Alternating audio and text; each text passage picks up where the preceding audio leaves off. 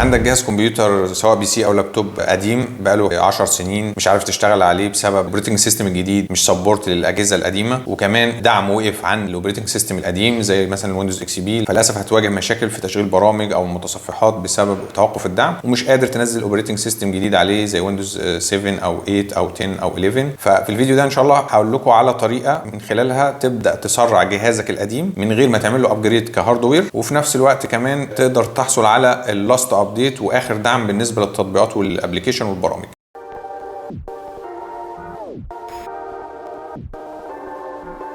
اغلب المستخدمين بيبداوا ان هم يتنازلوا على جهازهم الكمبيوتر القديم بسبب زي ما احنا قلنا التحديثات او الاوبريتنج سيستم ما بيدعمش الاجهزه القديمه، الجهاز بيبقى ماونت تقيل، حتى لو بيشتغلوا على اوبريتنج سيستم قديم بتبقى في عندهم مشكله بسبب ان الابلكيشن او البرامج ما بتدعمش الاوبريتنج سيستم القديم، فاغلب المستخدمين بيرموا الاجهزه دي. طبعا حتى لو طورت الجهاز مهما تطور فيه للاسف انت مش هتقدر ان انت تسرع الجهاز بتاعك، يعني اخرك ان انت تركب له هارد اس اس دي، لكن كمواصفات مينيمم ريكوايرد اغلب الابلكيشن والاوبريتنج سيستم ما بتشتغلش عن طريق الاجهزه القديمه. في ظل الظروف الحاليه ممكن انت ما تقدرش تشتري جهاز جديد في الوقت الحالي وجهازك القديم مش عارف تشتغل عليه بسبب توقف الدعم والتطبيقات والبرامج، فبدات ان انا اسيرش واجيب لكم طريقه بدون ما تدفع يعني جنيه واحد ان انت تبدا تسرع جهازك القديم، وده عن طريق نظام جديد مدعوم من شركه جوجل اسمه كروم فيليكس. كروم فيليكس ده سوفت وير من شركه جوجل بدات تنزله في الفتره الاخيره دي علشان تدعم الاجهزه القديمه. طبعا ليه مينيمم ريكواير بالنسبه للمواصفات او اقل مواصفات هو بيدعمها، هو بيدعم جميع الاجهزه القديمه، بيدعم جميع انواع المعالجات سواء انتل او اي ام دي، سواء بقى سيليرون بنتيوم كورتوديو، جميع المعالجات القديمه، بلس ان هو بيحتاج رامات 4 جيجا كمينيمم ريكوايرد، محتاج ستورج 60 جيجا على الهارد ديسك بتاعك ايا كان نوعه بقى اتش دي دي او اس اس دي او ام دوت 2، واخر حاجه لازم جهازك يدعم البوت يو اس بي، يعني تقدر تعمل بوت من خلال اليو اس بي.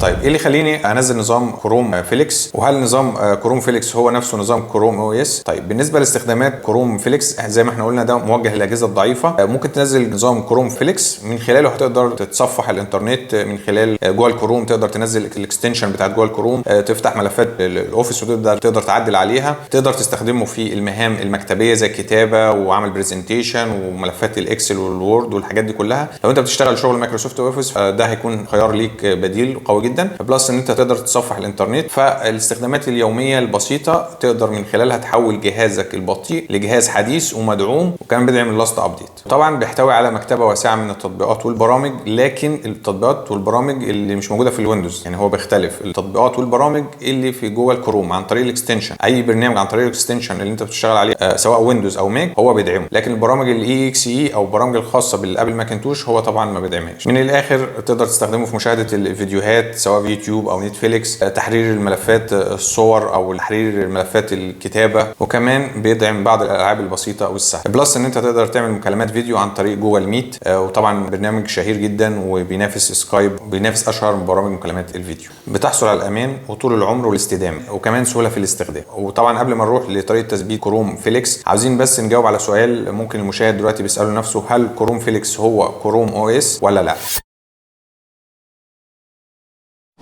طبعا في فرق بين كروم فيليكس وكروم او اس. كروم او اس ده مخصص للاجهزه اللي جايه من شركه جوجل ما بينزلش على اي نظام تشغيل، اما كروم فيليكس ده مخصص لجميع الاجهزه القديمه سواء قلنا الانتل او الاي ام دي، تشتغل على جميع المنصات بسلاسه وكفاءه وهي موجهه للاجهزه الضعيفه. طيب بالنسبه لكروم فيليكس هل بيدعم برامج الاندرويد ولا ما بيدعمش؟ الاجابه بمنتهى البساطه ما بيدعمش برامج الاندرويد على عكس كروم او اس، وكمان ما بيدعمش خاصيه الانظمه الوهميه زي الفي ام، ولا بيدعم قارئ البصمه ولا القلم. طبعا كل الفيتشر دي موجوده في الكروم او اس. باختصار الاستفاده الوحيده من كروم فيليكس ان انت هتشغل جهازك القديم بافضل كفاءه، وكمان هتحصل على التحديثات المستمره للبرامج والتطبيقات اللي انت بتستخدمها. ومعنا اخر نقطه هنتكلم فيها ازاي تثبت كروم فيليكس.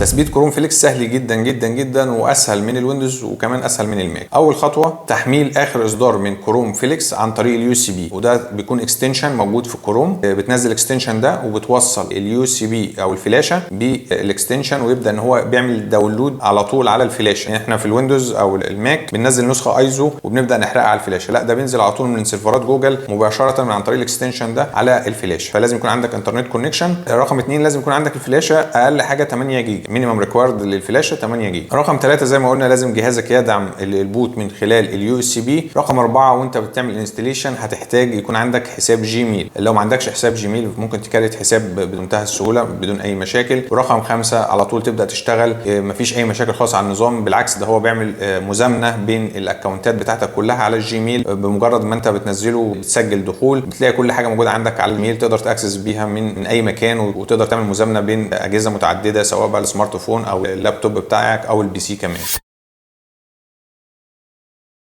وبكده نكون وصلنا لنهايه الفيديو. ده كان فيديو سريع من خلاله حاولنا ان احنا نساعد بالنسبه للناس ان هي تعمل ابجريد للاجهزه بتاعتها. طبعا السيستم او الاوبريتنج سيستم ده لا يغنيك تماما على نظام التشغيل الاساسي سواء ويندوز او ماك، لكن احنا بنقول ده حل بسيط وسريع عشان تحيي جهازك القديم بدل ما تكون انت محتاج تشتغل تاسكات يوميه اللي هي خاصه بالانترنت والتعديل على الصور والتعديل على الملفات التكست. فده هيكون حل بسيط ليك وسريع، لكن زي ما احنا بنقول ده حل مؤقت، مفيش غنى عن الاوبريتنج سيستم الاساسي سواء انت من فانز الويندوز او من فانز الماك. طبعا ممكن تعمل بعض التحديثات على جهازك القديم علشان يسرع لك برضو الاوبريتنج سيستم، واشهر التحديثات دي ان انت تركب له هارد اس اس دي. الهارد الاس اس دي فرق جذري في سرعه الجهاز. انت حابب ان انت تحتفظ بنفس الاوبريتنج سيستم اللي انت عندك القديم، مش عايز تغير الاوبريتنج سيستم اللي احنا قلنا عليه كروم فيليكس، ممكن مجرد بس انت هتشتري هارد اس اس دي، ده هيسرع لك الجهاز شويه، لكن طبعا مش هيكون الحل الافضل بالنسبه لك. يا ريت ما تنسوش اللايك والكومنت والسبسكرايب وتفعلوا زر الجرس علشان يوصلكم تنبيهات بكل فيديوهاتنا الجديده. لو في حد عنده اي مشكله ممكن يتواصل معايا دايركت عن طريق رقم التليفون اللي ظاهر على الفيديو دلوقتي، او يبعت لي عن طريق الايميل، او حتى ممكن عن طريق السوشيال ميديا. اشوفكم في فيديو جديد وشكرا لكم.